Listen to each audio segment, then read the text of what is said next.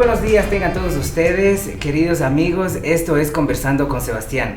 Soy Sebastián Mejía y el día de hoy les traemos un tema que de los que siempre traigo yo de polémica a todo el mundo. El día de hoy se trata de la homosexualidad. El tema de hoy se llama Mamá, Papá, Soy Gay. Para el día de hoy tenemos nuestros queridos invitados que son profesionales de muchos ámbitos. Y para esto le tenemos el día de hoy al doctor Mauricio Espinel, nuestro psicólogo, a la doctora Corángel Fernández, bienvenida, y al doctor Motolongo, una vez más, gracias por estar aquí todos ustedes. Antes de comenzar, vamos a un pequeño corte y pues seguimos Conversando con Sebastián en nuestro tema del día de hoy.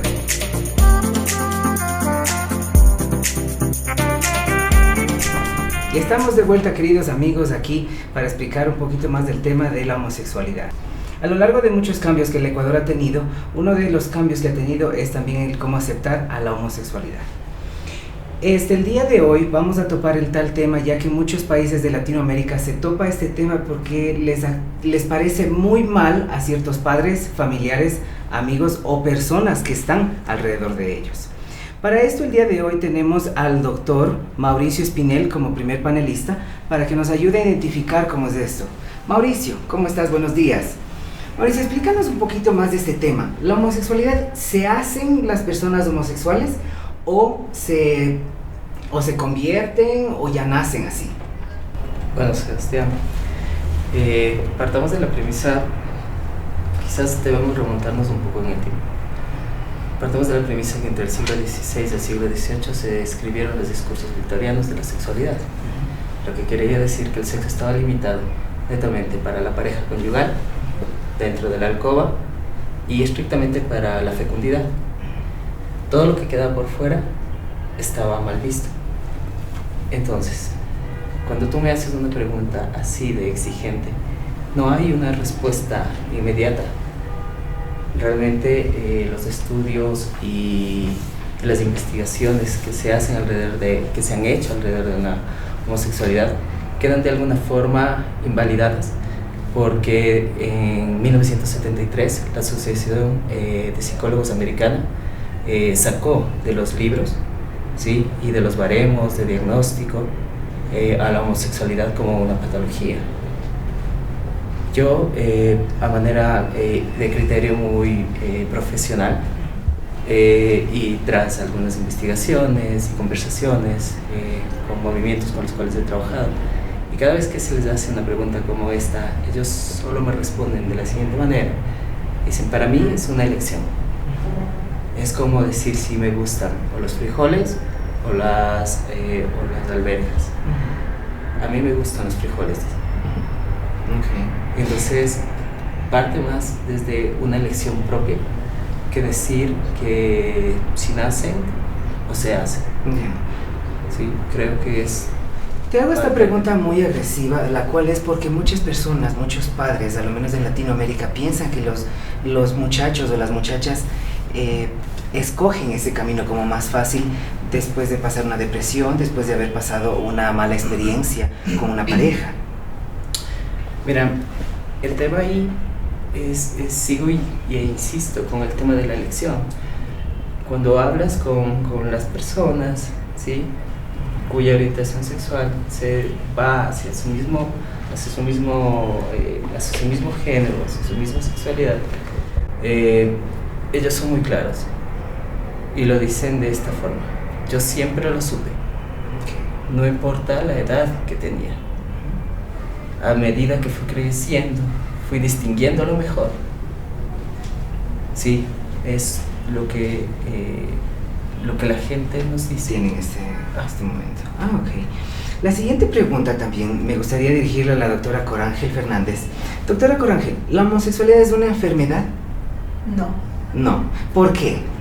Realmente no tiene signos y síntomas como para tú definir una enfermedad. O sea, la enfermedad la definimos como, primero, ausencia de salud.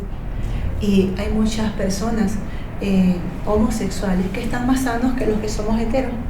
Entonces no es una enfermedad. Me gusta algo que dijo el psicólogo con respecto a que es una elección, ¿sí? Realmente es una elección, y desde hace aproximadamente 18 años se están haciendo estudios buscando la explicación genética de la homosexualidad. Yo pienso como médico que es más tratar de darle el sentido lógico a lo que la sociedad se ha encargado de determinar como desviaciones.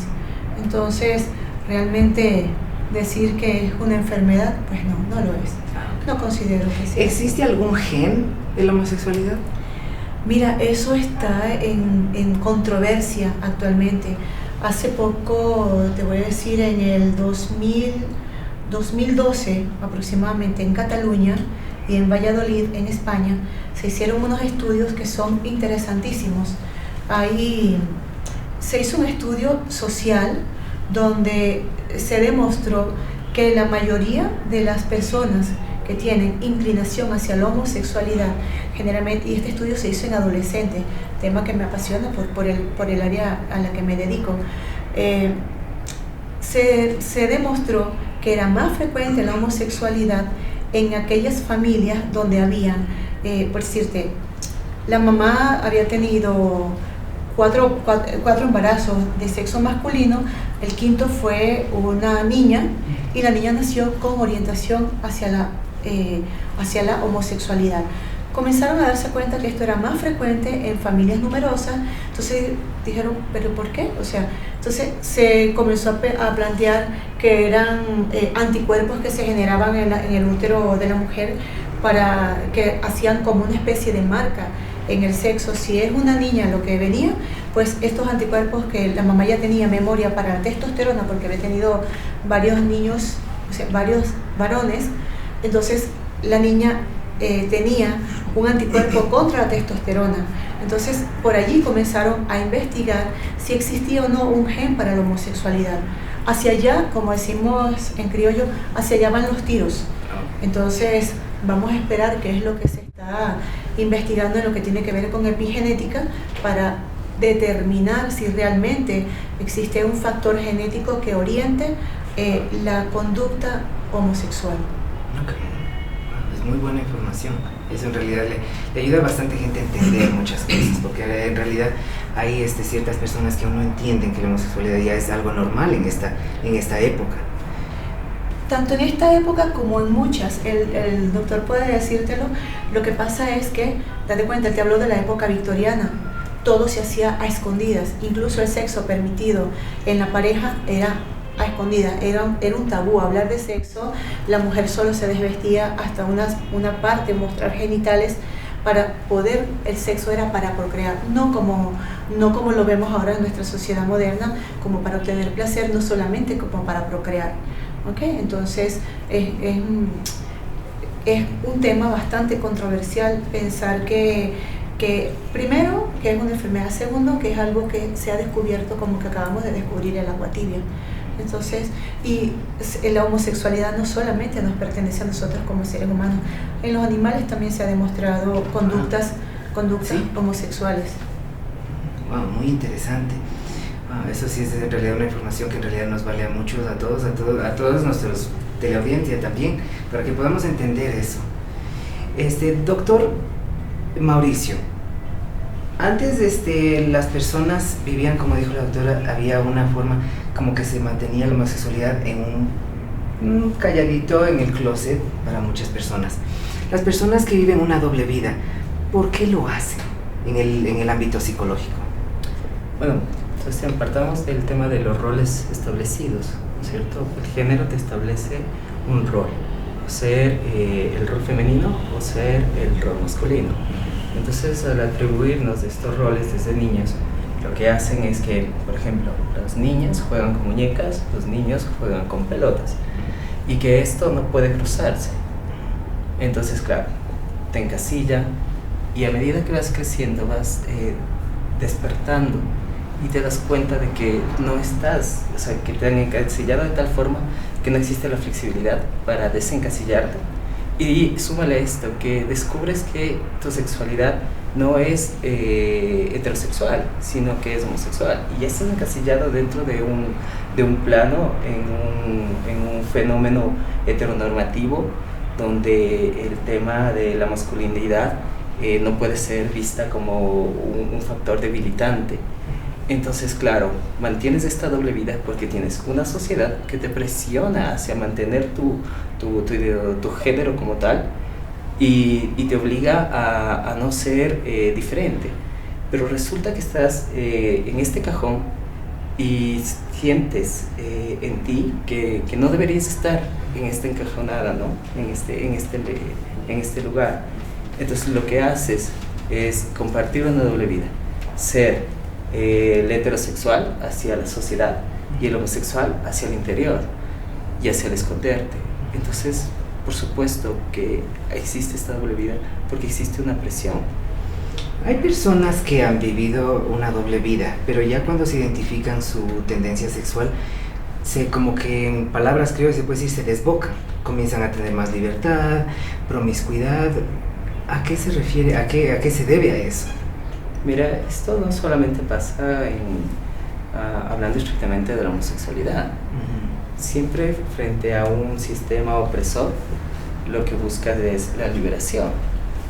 Y obviamente, como no conoces bien la libertad y la liberación, lo que buscas es el exceso. Y el exceso, bueno, tiene sus consecuencias. Pero digamos que es como parte del fenómeno, es como un despertar y volver a estabilizar. O sea, siempre vas a tener un pico y luego vas a volver a estabilizar. Okay. Por eso a veces los despertares son fuertes. Son fuertes, son excesivos. Así mismo es. Ok, perfecto. En realidad esta información ayuda bastante. Vamos con nuestros auspiciantes y volvemos en unos segundos, queridos amigos.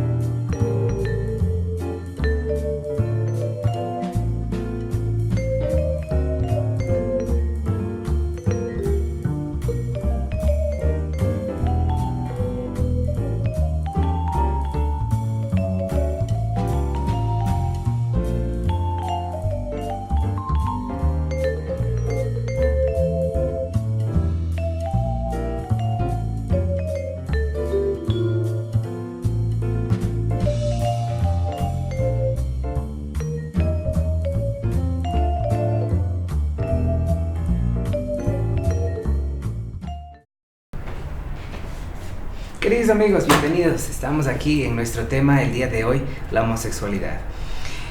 Como ustedes vieron en el segmento anterior, pudimos topar en el tema psicológico, en algunas otras preguntas que tuvimos también para los especialistas. Y ahora vamos con el ámbito legal. Y para eso tenemos al doctor Efraín Motolongo. Gracias una vez más por estar aquí. Doctor, ¿en qué año se aceptó que la comunidad gay tenga libertad de expresión? Verás, primeramente tenemos que conversar sobre la evolución de los derechos diversos. ¿Okay? La lucha fue muy fuerte a principios de los años 70. Inclusive hubo elementos que radicalizaron quizás esa lucha por las enfermedades que fueron evolucionando y que le fueron atribuidas a la comunidad biodiversa. ¿Okay? Los derechos como tal, en fechas puntuales, han radicado en la evolución de las sociedades. En Latinoamérica particularmente, la evolución ha venido dándose a partir de escasos 18 años. Veíamos sociedades y sistemas normativos que sancionaban la homosexualidad. Inclusive tenemos registrados películas de la vida real en donde grandes personajes de la historia eran homosexuales y aún así eran sancionados y obligados a someterse a terapias de prueba o a terapias que se consideraban en aquel momento reestructuradoras de la conducta, etc. ¿Okay? Particularmente en Ecuador, anteriormente era penalizado el hecho de ser homosexual. La evolución de la sociedad y la evolución normativa ha traído como consecuencia que esos derechos se afiancen, ¿okay? A través de la lucha de los distintos organismos que atribuyen pues el éxito de sus múltiples cruzadas al nivel de la, digamos, normalización. ¿Okay? Se ha normado un poco el tema de la homosexualidad. En Ecuador ha avanzado, se ha visto un avance pues monstruoso de haber sido una de las sociedades que penalizaba al homosexual a permitir ahora una unión de hecho entre personas del mismo sexo. Esto es algo que se aplaude a nivel normativo, pese a que tenemos que tomar conciencia de que todos estos temas son bien direccionados por la parte teológica. Las sociedades suramericanas son muy religiosas y la religión marca la conducta humana, marca el estigma del comportamiento. ¿Okay? Nosotros a nivel suramericano tenemos unas comunidades que se rigen mucho por el catolicismo mayormente, otras por el cristianismo, pero en ambas tenemos una visión de la homosexualidad bien sesgada.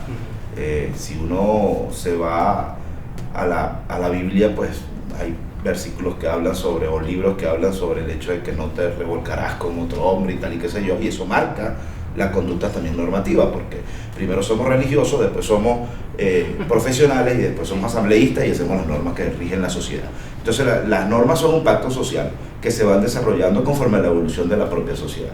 Hemos visto que en Ecuador se ha evolucionado en ese tema, no como en otros países. Por ejemplo, el país de donde yo vengo todavía no es posible. En Venezuela no existe la unión de hecho tan siquiera de personas del mismo sexo. Perdón que le interrumpa, ¿la unión de hecho es un matrimonio o solamente es...? Verás, el matrimonio es una institución. Ya. Y partamos del hecho que es una institución religiosa. Ya. ¿Okay? Aunque necesita como requisito previo el matrimonio civil, Okay, para que se pueda desarrollar. Pero es una institución y como institución se ha cuidado mucho. Ortodoxamente se ha mantenido intangible. Es un hombre y una mujer. No vamos a obtener, a pesar de que los grupos que luchan por los derechos diversos traten de igualar, yo creo que no se va a llegar a ese punto porque religiosamente, teológicamente está marcado. Y no es posible que en toda la sociedad se vea como una igualdad. ¿Okay? Aunque supongamos que el amor sigue siendo el objetivo principal de ambos tipos de relaciones. La unión de hecho es simplemente un estamento legal que le da derechos que no tenían anteriormente las parejas homosexuales. ¿Por qué? Porque veíamos el caso, por lo menos en los despachos jurídicos, de parejas que habían estado juntas durante cierta cantidad de años, construían un patrimonio, y cuando alguno de los dos fallecía o alguno de los dos se separaba, pues no había comunidades gananciales. Esto repercutía en el hecho de que era, digamos, un poco injusto, ¿okay? Por lo menos desde el punto de vista jurídico. Nosotros como abogados de personas del mismo sexo lo veíamos como que, oye, no tenemos alternativas, no hay opciones, porque no existen instituciones jurídicas que respalden una comunidad ganancial entre personas del mismo sexo.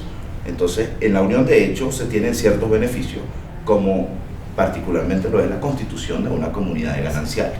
Esa comunidad de gananciales le da garantía a las personas del mismo sexo que, igual que los heterosexuales o a la ama de casa que se queda cuidando a los niños, pues el homosexual que se queda o que trabaje o gane menos, pues tenga los mismos derechos que tiene una mujer que está en su casa criando a los hijos. Entonces, la evolución jurídica en algunos países de Latinoamérica se aplaude, se ha visto como algo grato, porque en la actualidad sí tenemos por lo menos protección, ¿okay? Hacia los clientes que son homosexuales y que constituyen una relación de pareja y que desarrollan un marco patrimonial en conjunto. Esto nos permite a nosotros, si se quiere de alguna forma decir, pues proteger los intereses también de las parejas homosexuales que se formaron dentro de una unión de hecho legalmente constituido, ¿okay? Porque existen como premisa de que de repente los chicos se unen en pareja, pero nunca formalizan esa constitución, nunca van al registro civil, nunca digamos no nacen en un mundo jurídico, y obviamente ahí no existe ningún tipo de vínculo jurídico entre las parejas. Llamaríamos vulgarmente como serían los novios heterosexuales a los novios homosexuales, pero que no tienen ningún tipo de compromiso legal. ¿En qué año se hizo esta unión de hecho? ¿Se hizo legal aquí en el Ecuador? Verás, la unión de hecho como tal en Ecuador parte del nuevo marco constitucional, ¿okay? A partir de la constitución que promulgó el expresidente Rafael Correa se notó una evolución en ciertos ámbitos, ¿okay?, legales. A partir de allí, pues, digamos que las personas han comenzado a creer un poco en la institucionalidad de la unión de hecho homosexual. No tanto como el heterosexual, porque para el heterosexual es un hecho social, es algo normal. O sea, ir creciendo, tener novio, casarse, eso es parte del crecimiento, de la madurez. Es un patrón que ya se ha hecho, se puede Sí, decir. es un patrón social, definitivamente, pero en el homosexual cuesta un poco más, porque aún y cuando está permitido jurídicamente, los clichés, los ataques y los abusos siguen siendo parte rutinaria de las relaciones homosexuales. Nosotros podemos verlo, de repente en un restaurante, podemos ver una pareja heterosexual manifestándose gestos de cariño, mientras que los homosexuales tienden a ser un poco más reservados en ese estilo, claro, porque no saben el comportamiento o el resultado que pueden generar. ¿Qué puede dentro tener de la sociedad en contra de ellos? Y lo peor es hacer un drama o un show en un lugar público, ¿no? Lo que hace que, acuérdate que te hablé del tema teológico y también de la parte social. Venimos de sociedades muy machistas. No todas las personas son open mind, ¿okay? Algunos siguen siendo muy conservadores en la forma de cómo se estructura la familia. No podemos saber cómo va a reaccionar cada familia frente a un escenario de este tipo, porque creo que como para la muerte no están preparados tampoco. Es algo que puede suceder, pero como padres a veces no nos visualizamos enfrentando el reto que simbolizaría tener un hijo homosexual. O sea, cuál sería la conducta real que como padres debemos nosotros asumir frente a nuestros hijos en condiciones de homosexualidad. Es más, hace rato en el receso la doctora conversaba sobre un punto, y era estos chicos que actualmente ya son como más revolucionarios porque de pequeño dicen no me siento en el cuerpo al que pertenezco, y en eso no hemos evolucionado, porque jurídicamente no existe la posibilidad de que un niño que nació niño pero que se siente niña pueda tener apoyo de identidad a nivel jurídico. O sea, es muy difícil en sociedades suramericanas cambiarle la identidad a un niño por la de una niña, pese a que puede que genéticamente o estructuralmente se sienta de esa forma. Entonces siempre podrán transformarse, hacerse las operaciones de transgéneros, pero siempre van a quedar con el nombre masculino o con el nombre femenino, a pesar de que se vean como lo contrario. Así es. Bueno, en realidad esas son las preguntas que vienen al siguiente. Vamos a este segundo corte con nuestros auspiciantes y volvemos en breve, queridos amigos.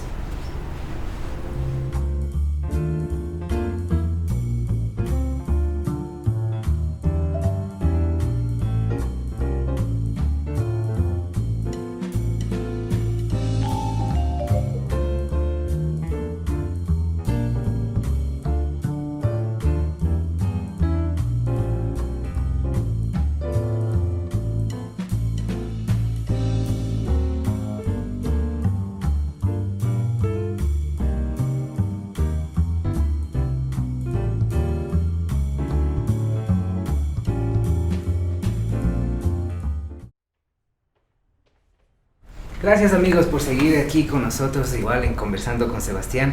Estamos de vuelta con el tema de la homosexualidad. Para el día de hoy traemos también unas preguntas que nos mandaron nuestro público, lo cual quisiera apoyarme igual en nuestros panelistas, para que nos puedan ayudar a responder y que nuestros televidentes nos puedan entender qué es lo que es la homosexualidad. La primera pregunta que tengo el día de hoy es: en tu opinión, ¿crees que la homosexualidad debe ser algo visto como algo normal en la sociedad? Doctor Mauricio, ayúdanos con esa pregunta. Pues yo puedo decirte que tiene que ser visto con normalidad, porque, como te decía, la homosexualidad no es una enfermedad. Ya está, se sacó de los libros, se descatalogó. Y nuestra sociedad aún siente temor porque no conoce, porque no se atreve a conocer más. Entonces, en virtud de esto, la sociedad tiene que transformarse, las sociedades tienen que transformarse, romper los patrones socioculturales y dar paso hacia el respeto, hacia la aceptación. Ya. Como tal. Perfecto. En realidad sí ayuda bastante también a poder entender cierto tema que lo trae también la gente, como repito desde el principio del programa, les trae en la mente como que es una enfermedad. Pero bueno, vamos con la siguiente pregunta. Doctora, esta pregunta es, si su hijo o hija viene a usted y le dice, mamá, soy homosexual, en los primeros 5 segundos, ¿cómo reaccionaría? Con un shock. Todos pasamos por un shock. O sea, lo hablábamos en el corte, cuando tú le dices a alguien, por ejemplo, le hablas de esta forma, lo ven como algo catastrófico. Es el anuncio de una muerte. Entonces, de alguna forma algo muere, porque tú dejas de ver a ese hijo o hija con el patrón que él traía, ¿ok? Entonces sí, primero se produce un shock. En este momento no te va a hablar la mamá, la médico, la profesional de la salud pediátrica, sino la mamá que está criada en un ambiente, en una sociedad heterosexual donde todo está, como decía el doctor, normado, todo está calificado para rosado y azul, ¿ok? Pero cuando tú te das cuenta como médico, ¿ok? Cuando tú dices, pues sí, tengo un hijo que va a ser diferente, pues lo que decía aquí mi compañero, tenemos que respetar, porque primero no es una decisión, es algo que viene cambiando, y hay unos cambios que se vienen gestando en el interior de este ser, y pues nos toca respetar y tolerar, como decía Mauricio, respetar y tolerar. De ahí pues me enfrascaré en una lucha con ellos para que sean respetados, sean aceptados, o sea, no sean agredidos, porque la sociedad les va a agredir, y estaré con un estandarte igual con ellos. Siendo yo hetero, pues respetar a mis hijos, que sean homo, que decidan lo que quieran hacer con tal de que sean felices. Al momento que usted dice el respeto, ¿usted le apoyaría a su hijo? Sí. Con cierta decisión. Sí. Sí le apoyaría. Si es su decisión, si es, o sea, hablábamos de los niños que vienen ya con una orientación hormonal, cromosómica, en algún momento se dirá si es genética, si es que hay un gen donde hubo un cambio en su estructura que determinó que estas criaturas sean homosexuales, pues nos toca proteger, nos toca defender y nos toca luchar con ellos para que la sociedad les acepte como tal. Entonces sí les apoyaría. Perfecto, le agradezco bastante. Doctor Motolongo, esta pregunta, ¿qué mensaje les puede dar a las personas que están pasando justo en este momento, en tal debate, de decir o no decir a sus familiares su orientación sexual? Mira, en principio pienso que eso sería una decisión muy particular de cada persona. Cada ser humano debe sentirse en condiciones óptimas de afrontar sus dificultades. Es imposible establecer un baremo de conducta o cuándo debes hacerlo a tal edad, no, es imposible. Hay personas que de repente podrán manifestarlo de chiquitos porque no se sienten cómodos y no lo ven mal, y eso les permite desarrollar o conversarlo con la familia. Hay otras personas que de repente se casan, tienen una vida heterosexual normal, y resulta que a los 30, 40 años pues salen y dicen, ¿sabes que yo soy homosexual? ¿Me entiendes? Entonces yo pienso que cada ser humano tiene su propio tiempo para afrontar su realidad. Mi recomendación en términos generales sería a la sociedad, independientemente de si es homosexual o lo que sea que tengas que tratar con tu familia, pues que adelante, que lo hagan, que no le tengan miedo al rechazo. Pienso que la sociedad es bien dura.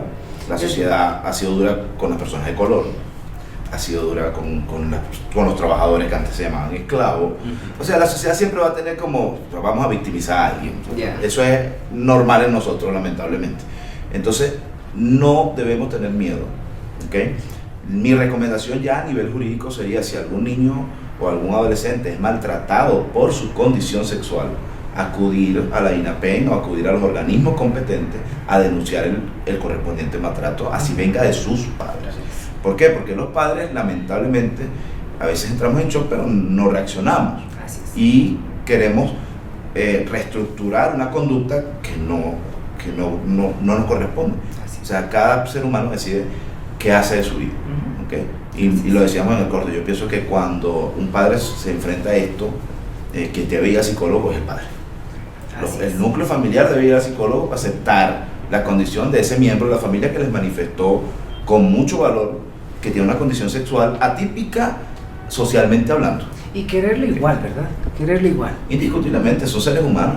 Yo pienso que la comunidad homosexual ha sido flagelo de demasiado maltrato a nivel histórico. Ya. O sea, han sido vejados, no importa que sean buenos profesionales, simplemente son homosexuales y se les cataloga porque son homosexuales. No importa que sean excelentes hijos, siempre va a ser el hijo homosexual. O sea, no importa que sean excelentes padres, son el padre homosexual. Entonces es como una etiqueta, Debe quitarse esas indiscutiblemente, etiquetas. son seres humanos. Y son seres humanos que se desarrollan, inclusive lo comentaba, en condiciones mucho más responsables que los heterosexuales en este siglo. Ya. Porque yo tengo, en mi despacho tengo múltiples heterosexuales con manutenciones de alimentos irresponsables que no pagan.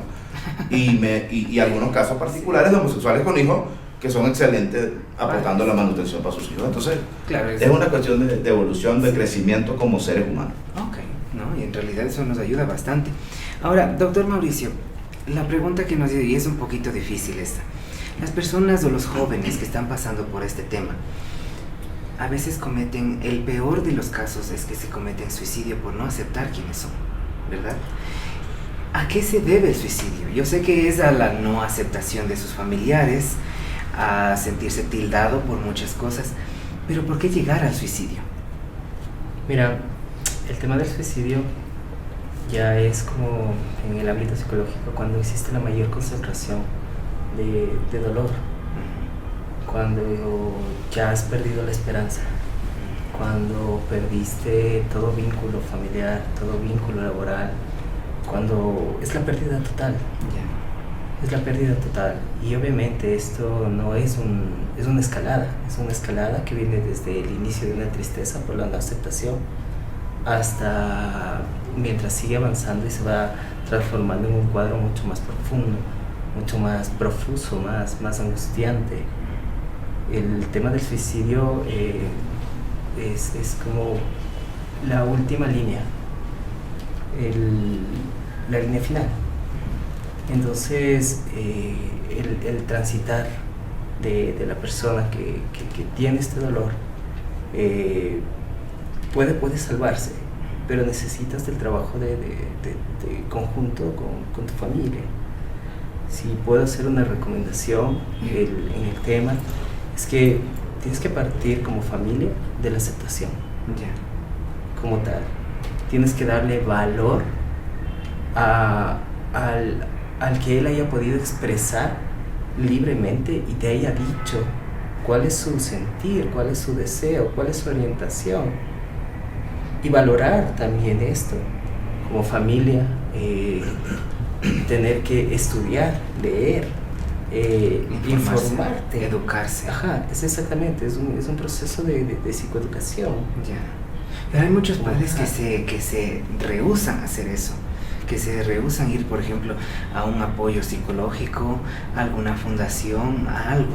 Yo sé que se rehúsan por no aceptar la realidad, pero ¿qué le recomiendas tú a esos padres, a esos familiares? ¿Que deben acudir a algún lado antes de poder topar ese tema con sus hijos? Mira, yo lo que siempre recomiendo es que tú puedes contar con alguien que te oriente. Sí, hay fundaciones, hay organizaciones no gubernamentales, hay grupos de familias que te pueden orientar para poder discernir. Obviamente no es una noticia fácil de discernir porque las familias tienen ciertas expectativas sobre sus hijos. Si de alguna forma apenas nacen ya quieren que sus hijos sean médicos o abogados, sí, que sean personas sobresalientes. Pero claro, rompes con la expectativa cuando llegas un día y les dices, soy homosexual. Y claro, todo se rompe detrás. Y bien decía la doctora que llega y hay una muerte. Y tras esa muerte tiene que haber un luto de por medio para poder superar y no quedarte dentro de este luto eterno.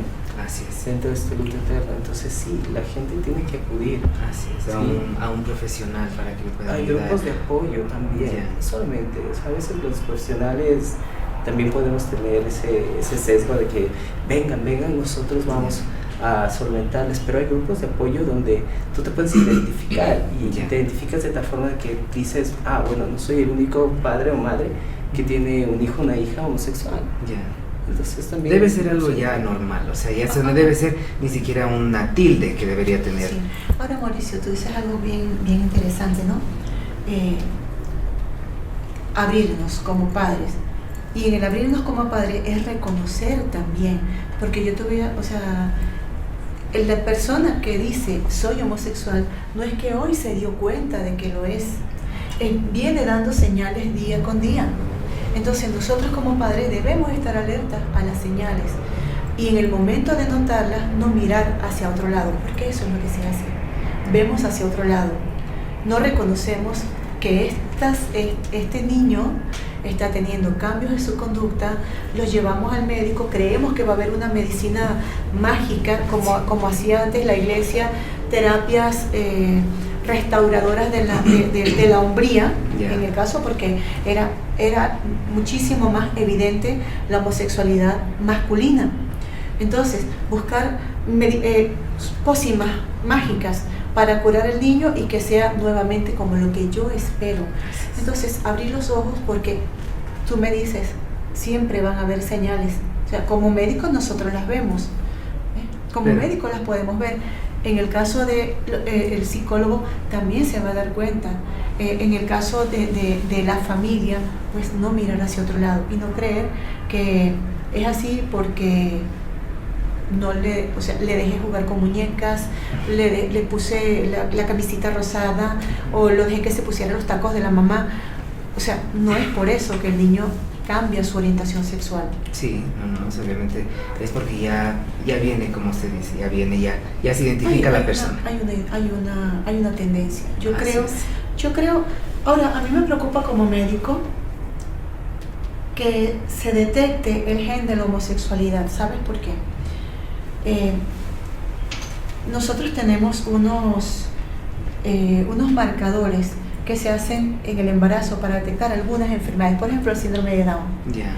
Y entonces la mamá puede decidir, afortunadamente esto ya ha cambiado, si voy a tener un hijo con síndrome de Down, pues yo puedo decidir en qué momento interrumpo el embarazo. ¿Te imaginas que se descubre el gen de la homosexualidad? Así es. Entonces voy a decidir si este hijo va a nacer o no. Bueno. Entonces médicamente también es una Sí, algo controversial. Es controversial. Es muy controversial. Sí, es duro.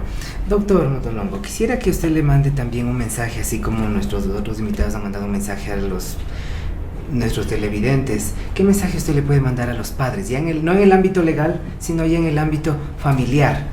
Mira, primeramente,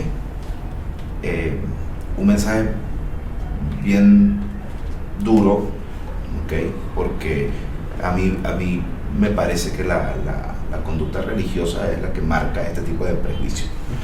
Y me causa risa, y lo digo de manera muy irónica, porque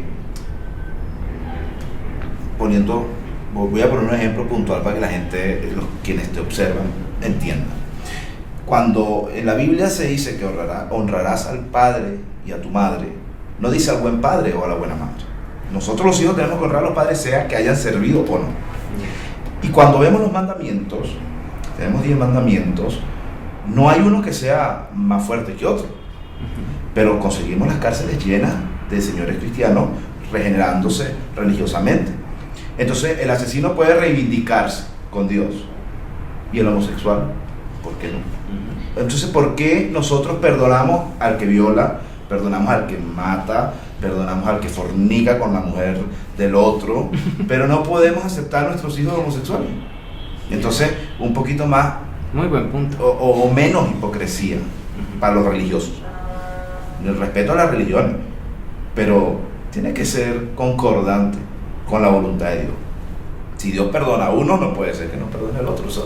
Y aquí vendrán los pastores y los curas, pero pues hemos estado tildados de prejuicios dentro de la misma iglesia, y las iglesias se protegen entre ellas y protegen a los curas, que hoy está en boga la cantidad de violación a nivel religioso, y me disculpan los representantes de la Iglesia Católica porque hago esta mención acá, pero son temas como la homosexualidad que están allí, pero entonces queremos ocultarlos, taparlos. No, o sea, como sociedad nosotros tenemos que entender que hay una nueva evolución natural, y tenemos que aceptar a los seres humanos por lo que son, no por lo que representan en la sociedad. Así es un ser humano, todos somos los seres humanos. Pero bueno, queridos amigos, gracias a nuestros panelistas, muchísimas gracias. Esto fue Conversando con Sebastián. Nos vemos en la próxima y que Dios nos bendiga a todos.